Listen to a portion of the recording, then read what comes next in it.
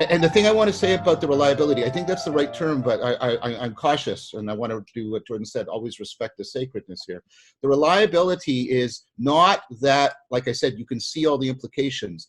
It's a reliability that, this sounds like a Zen koan, it's a reliability that expects novelty, right? Mm.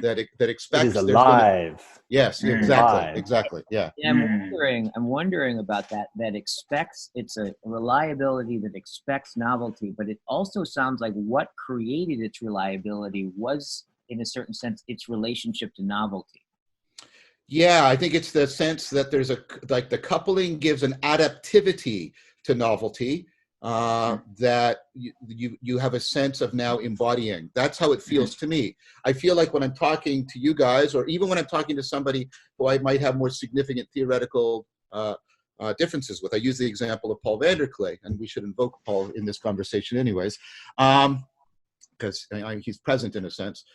You know, he and I disagree about quite a bit, or Jordan, your conversation with Jonathan Pajot, I think also speaks to this, right? The two of you, I sense, because I've talked to both of you at some length of more philosophical topics, you have some significant philosophical disagreements about some things, but nevertheless, there was genuine resonance in there, and I sensed that, you know, again, you were being equally vulnerable, and there was a growing sense of trust between you, because I could sense the flow of the conversation taking shape. And that's exactly it. And it's precisely because it takes shape beyond me that I have a trust in it. That sounds so simplistic, but that's part of what's going on. Well, there's this feeling that I've had. My wife and I have begun playing instruments together with our one-year-old. Neither of us have a particular history of musicality, so we're actually just exploring that all together. And one of the things that I've definitely noticed is that there's a period of time, let's say we both have drums, where something's not there. There's a lack of something. And then there's a moment, and as Guy will remind us, it is a moment that we always notice after it has already been there, where there's a sensing of there being a dropping into a groove, right? A sensing of there's something that is now holding us that is real, and it creates a context of this notion of da'at, this notion of faith, this notion of trust.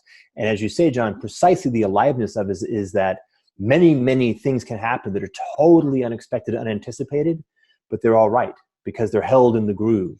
And there's something about not just all right, but actually they're delightful. They open things up. And so there's a move, like there's a rhythm of the rhythm, and all of a sudden a pause. And somehow we all kind of knew how to hold the pause and the silence and the silence and silence. And then when the note drops back in, it's a feeling of boom, we're back there. But the groove was actually holding the whole space. And that seems to happen, right? That seems to happen in the conversation where there's a time where we're trying to figure out how to actually bring this thing into the groove.